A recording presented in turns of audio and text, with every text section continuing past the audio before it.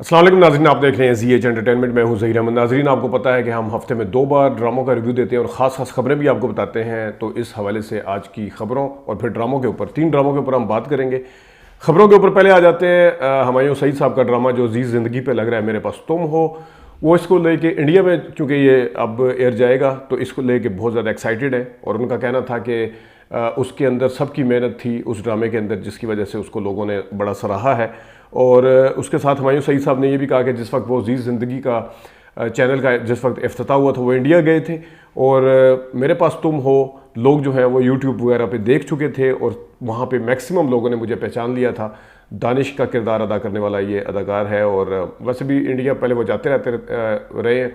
लेकिन जो हुमायूं सईद साहब हैं उनका कहना ये था कि इस ड्रामे को 5.99 मिलियन लोग जो हैं वो देख चुके हैं और इसको दानिश का किरदार और उसके स्क्रिप्ट की वजह से बहुत सराहा गया। उस खबर के मुताबिक उसमें जो इंटरव्यू दिया उन्होंने कहा कि कहानी बहुत ज़बरदस्त थी, इसमें बहुत मेहनत की गई और उसके साथ साथ सारे अदाकारों ने और जितनी भी उसके डायरेक्शन वगैरह थी उस पर मेहनत की गई थी। यही वजह है कि ड्रामों को सराहा गया। उनका ये भी कहना था कि हमारे ड्रामे वहाँ पे सराहे जाते हैं, पसंद करते हैं और जो चीज़ पाकिस्तान में हिट होती है वो वहाँ पे भी लाजमी हिट होती है, जिस तरह हम सफ़र वगैरह का। वो उनका ये कहना दुरुस्त है। लेकिन उनका जो अगला कहना है उससे मैं थोड़ा सा इख्तलाफ करूँगा। अगला आगे वो जाके कहते हैं कि जो चीज़ इंडिया में पसंद की जाती है वो यहाँ पे भी पसंद की जाती है। वो ज़रूरी नहीं है। फिल्म की हद तक आप कह सकते हैं फिल्म के अंदर वो डोमिनेटिंग है हमारी इंडस्ट्री पे, लेकिन जहाँ तक ड्रामा का ताल्लुक है उनका ड्रामा बनाने का स्टाइल जिस वक्त पाकिस्तान में कुछ चैनल्स ने पकड़ा था वहाँ पर बड़ी तनकीद भी हुई थी और आज भी उस अंदाज से जो ड्रामे बनाए जाते हैं वो इतने ज़्यादा नहीं सराहे जाते क्योंकि हमारा जो एक ट्रेंड सेट हुआ है, हमारी जो एग्जाम्पल सेट है, हमारा जो मेयार सेट हुआ वो पीटीवी ने किया। जो पीटीवी के मेयार को आज भी पकड़ते हैं, अगरचे ज़ाहिर जिद्दत आ गई है, उसके इक्विपमेंट वगैरह में जिद्दत आई है, स्क्रिप्ट में भी थोड़ा सा बोल्ड आगे जाके वो सरकारी टीवी था, ज़ाहिर उसकी लिमिटेशंस थी तो वो जिद्दत आई है। वहाँ पे मुकाबले में भी ज़ाहिर है एक ज़्यादा चैनल आ गए हैं, बहुत ज़्यादा बंदे को समझ नहीं आती कि कौन सा देखे कौन सा ना देखे। लेकिन बहरहाल जो ड्रामा है वो बहुत ज़्यादा हिट है हमारा। और आजकल जब सियासी हालात बहुत ही अजीब से हैं, सियासी जो टॉक शोज़ हैं वो भी ना होने के बराबर लोग देख रहे हैं। मैं कहता हूँ कि सियासी टॉक शोज़ के अंदर भी यकसानियत बहुत ज़्यादा आ गई थी और आ गई है और कुछ पाबंदी बहुत ज़्यादा है, जिसकी वजह से दोबारा से लोगों ने ड्रामों का रुझान लोगों का ड्रामों की तरफ हुआ है। मैं फिल्में देखता था या मैं फिर ज़ाहिर पॉलिटिकल टॉक शो देखता था, लेकिन अब मैंने ड्रामे बहुत लंबे गैप के बाद देखने शुरू किए हैं, जिसकी वजह से मैं ये आपके सामने रिव्यू भी लेके आता हूँ। और जो ड्रामे अभी बीच में हैं जिनकी किस्तें ज़्यादा हो गई हैं वो मैंने नहीं देखे, जो अभी स्टार्ट हुए वो देखे हैं। तो उस हवाले से एक ज़माने में अदाकार जो हैं वो पॉलिटिशियंस को और एंकर्स को जो टॉक शो करते थे पॉलिटिकल, उनको अपना कॉम्पिटिटर समझते थे और कहते थे इनकी वजह से हमारा ड्रामा मरा है और इनकी वजह से। लेकिन अब वो दोबारा से पॉपुलर हुआ और ख़ास तौर पे ये जो फिनोमेना यूट्यूब वाला आया है इंडिया के अंदर, जिस वक्त पॉपुलरिटी देखते हैं तो हमारे लोग तो वैसे ही थले लग जाते हैं और नीचे लग जाते हैं, यानी कि नहीं अगर इंडिया में देख रहे हैं तो फिर हम भी देखें। ये हमारी शुरू से एक प्रॉब्लम है।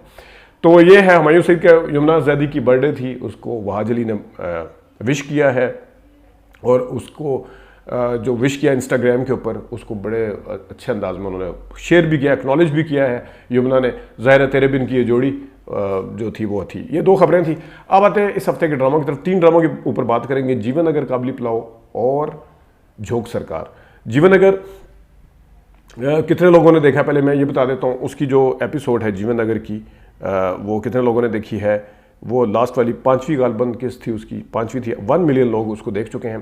जीवन अगर के अंदर अब थोड़ी सी जान पड़नी शुरू हुई है उसके स्क्रिप्ट के लिहाज से, उसकी कहानी के लिहाज से अगर देखा जाए। पहले क्योंकि उसके अंदर कहानियाँ बहुत ज़्यादा थी, एक जगह फोकस नहीं था तो देखने वाले को समझ नहीं आता था हो क्या रहा है। पहले ये 2 किस्तें बहुत परेशान कौन थी, मतलब है कि समझ नहीं आती कि इस ड्रामे को लेके कहाँ जाएंगे। अब जो है उसकी एक बनी है कि किस तरह ख्वाजा सराओं के साथ हमारे यहाँ ज़्यादती की जाती है। स्क्रिप्ट का दिलचस्प पहलू अभी सामने आया है इस किस्त में, जिस वक्त एक ख्वाजा सरा करैक्टर जो कि वैगन में सारे बैठे हुए हैं, जिसमें सुहैल अहमद साहब भी हैं जो ख्वाजा सरा बने हुए हैं, डबल रोल कर रहे हैं। उसके अंदर जो थप्पड़ पे थप्पड़ पड़ते हैं उसको एक मुंह के ऊपर बात बात पे, वो बहुत ही ज़बरदस्त सीन था। उसको अगर देखा जाए, अगरचे उसको बड़े ज़बरदस्त लाइटर अंदाज में शूट किया लेकिन बहुत गहरा था। और उसके साथ फिर जो उन ख्वाजा सराओं के डायलॉग थे और ख़ास तौर पे सुहैल अहमद साहब के जो डायलॉग थे, जिस वक्त वो कहते हैं कि हम भी इंसान होते हैं, वो उन्होंने बहुत ही अच्छे अंदाज में बोला। सुहैल अहमद साहब के कमाल तो है कि वो छोटी सी गहरी से गहरी चीज़ बड़े ऐसे अंदाज में कह देते हैं जो वाकई करेक्टर को कहना चाहिए, और वो उसी तरह कहते हैं, लेकिन वो बड़ी दिल को लगती है आगे। फिर आगे जाके जिस वक्त वो कहते हैं कि यार आप लोगों में भी शुगर होती है, वो कहता है कि इसको शुगर है, इसने रोके गाड़ी कहीं पे, इसने उतरना है, या भूख लगी हुई है उस टाइम भी जहाँ उतरना है वहाँ पे के लिए भी, तो उसमें भी वो कहते हैं यार आप लोगों में भी शुगर होती है। मतलब है यार, मतलब डायलॉग लिखने वाले का भी कमाल है। फिर आगे से सुहेल अहमद साहब जवाब देते हैं हम भी इंसान होते हैं, हमारी भी सारी मशीनरी उसी तरह होती है, बस वो इज़्ज़त उस तरह की नहीं होती जिस तरह बाकी इंसानों की होती है। तो ये एक मेरे ख्याल में बहुत ज़बरदस्त था। दूसरी तरफ अगर देखा जाए एक दिलचस्प पहलू और जो सामने आया है वो है राबिया भट्ट का जो किरदार है उसके अब सामने चले गए हैं। शाहजी जो है वो सुहेल अहमद का जो दूसरा कैरेक्टर है, बदमाश जो बने हुए हैं, बहुत अच्छा आमना सामना था। राबिया भट्ट ने जो कि अगरचे उनका ड्रामा गुना बहुत अच्छा था, उस किरदार में बहुत फिट थी। इसमें थोड़ा सा मुश्किल किरदार है, लेकिन उसमें भी अब वो फिट होती हुई नज़र आ रही हैं और बहुत ही जानदार तरीके से अदाकारी की सुहेल अहमद साहब जैसे अदाकार के आगे। और सुहेल अहमद साहब स्क्रिप्ट के लिहाज से जिस तरीके से उसके साथ ट्रीट करते हैं, अगरचे राबिया भट्ट बातों बातों में बहुत ज़्यादा एक इंसल्ट भी कर देती है, जब दूसरी दफ़ा आते हैं तब भी वो बड़ा ह्यूमिलेट करती है बातों में। जब दूसरी दफ़ा आती है जिस वक्त वो कहती है कि आप भी जिम करें, यहाँ पे आपको सख्त ज़रूरत है। लेकिन सुहेल अहमद साहब का एक किरदार इस तरह का है कि वो औरतों के हवाले से नहीं है, अगर जो बाकी को वो ले दे नहीं, जीवन नगर के अंदर किसी को घुसने ही नहीं देते सुहेल अहमद साहब। लेकिन ये जो शाहजी का किरदार है उसकी एक अपनी वो है, तो बाहर जाके वो लानत भेज दे, लानत दो तेरे पे कि तूने ये किया। तो दूसरा जो एक और किरदार है जो ख्वाजा सरा भी है और जो सुहेल अहमद साहब का कंटोटा भी बना हुआ है, वो भी बहुत अच्छा किरदार अदा कर रहा है। वो काबली पुलाव में भी वो करैक्टर है। साकिब समीर है, कोई मुझे नाम नहीं पता, मैं माजरत चाहता हूँ, लेकिन वो अच्छा कर रहे हैं बहुत। अब आते हैं जनाब 1 मिलियन लोगों, मैंने आपको बता दिया इसका। अब आते हैं काबली पुलाव की तरफ। काबली पुलाव जो कि बारबीना का कैरेक्टर सबीन फारूक कर रही हैं और एहतशामुद्दीन साहब जो किरदार अदा कर रहे हैं मुश्ताक खा, हाजी मुश्ताक साहब, हाजी साहब बहुत अच्छा है। मैं पहले इस चीज़ को बता चुका हूँ। और इस ड्रामे की खूबी ये है कि इस ड्रामे ने ग्रीन एंटरटेनमेंट चैनल को बहुत ज़्यादा बूस्ट दिया है। बूस्ट इन द सेंस ये उनकी चैनल की अच्छी पॉलिसी थी कि उन्होंने बहुत ढेर सारा स्टॉक जमा किया, ड्रामे जो थे वो लगाए, उसको अच्छे तरीके से उसकी मार्केटिंग की, और अब जाके जिस वक्त वो ड्रामे शुरू हुए हैं तो लोगों की तवज्जो जो है वो हासिल की है ड्रामों ने। एक आधा ड्रामा होता तो हो सकता है वो उस तरह से चैनल को उस तरह से बूस्ट ना मिलता, लेकिन ढेर सारे ड्रामे हैं, स्क्रिप्ट डिफरेंट है, मैं अक्सर उसके ऊपर बात करता रहता हूँ। और उसके अंदर जिस वक्त काबली पुलाव या दूसरा ड्रामा कोई हिट होता है तो वो एक सपोर्ट करता है चैनल को। काबली पुलाव की वजह से लोग, पता नहीं अब कितने लोग जो हैं वो इस चीज़ पे कन्विंस होंगे कि ग्रीन एंटरटेनमेंट के जो ड्रामे हैं वो बहुत अच्छे हैं और वो देखने चाहिए और देखे जाएंगे। ज़ाहिर एडिट भी अच्छा है, नौरोज़ का आइडिया बहुत अच्छा है, और ड्रामे में अक्सर जिक्र करता हूँ इसका, अभी भी करेंगे आगे जाके। लेकिन ग्रीन एंटरटेनमेंट को काबली पुलाव ने बहुत बूस्ट दिया। जिस जगह जाएँ आपको तज़किरा होता नजर आता है, यार वो तूने काबली पुलाव देखा है, काबली पुलाव देखा।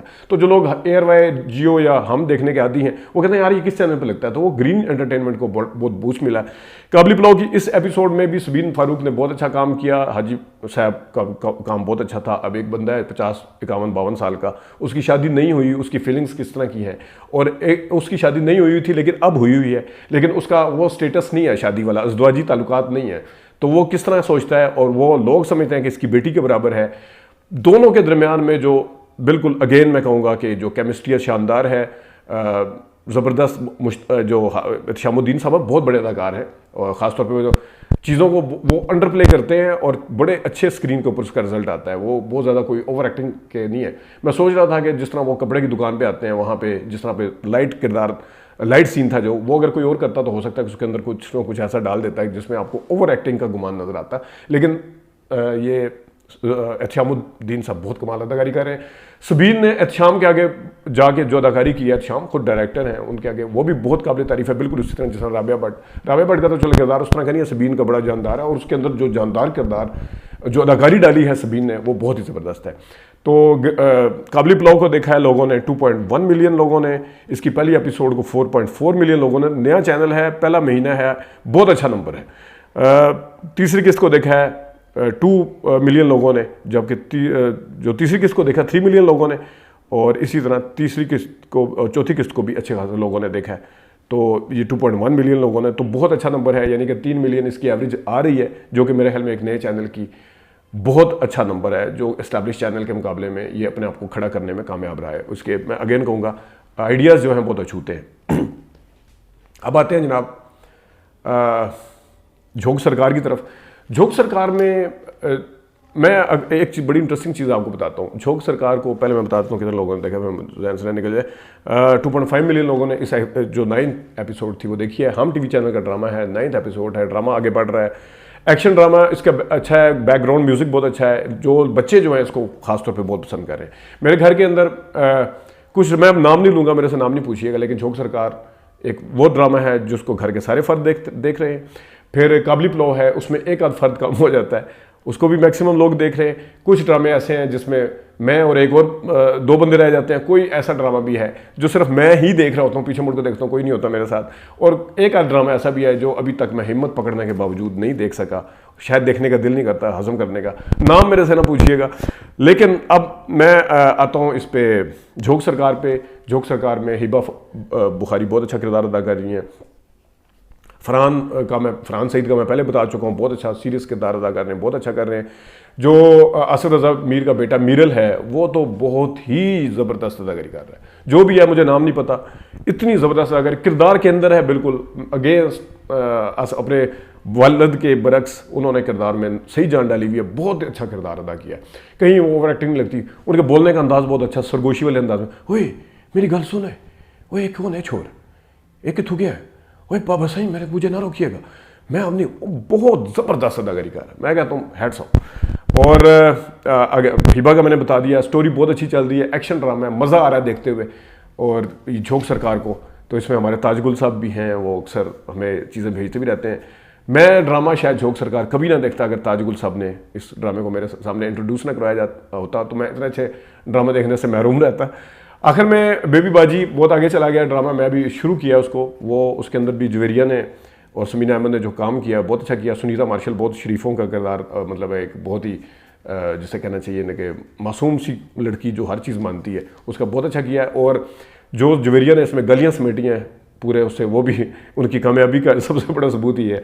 तो नाज़रीन, ये कुछ था, इसके ऊपर हम आगे भी बात करते रहेंगे। बाकी ड्रामे जो दूसरे चैनल पर शुरू होंगे। और मैं जाते जाते एक और चीज़ बता दूँ, मैं जो अभी अछूते ड्रामे अच्छे उसके आ रहे हैं टॉपिक के, ये उन लोगों के ऊपर बहुत बड़ा धब्बा है जो लोग कहते थे हमें सिर्फ गोरे लोग चाहिए, सिर्फ गोरे जो रंग सफ़ेद हो।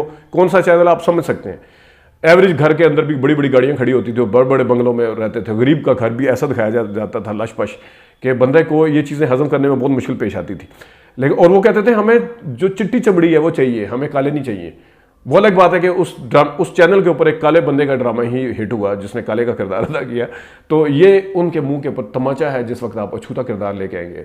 फिर उस टाइम आपको लोकेशन अच्छी दिखाने की जरूरत नहीं है, लोकेशन जो क्वालिफाई होती हैं उसके मुताबिक ही दिखाई जानी चाहिए। नाज़रीन, अपना ख्याल रखिए। अभी तक के लिए इतनी इजाज़त दीजिए। अल्लाह हाफ़िज़।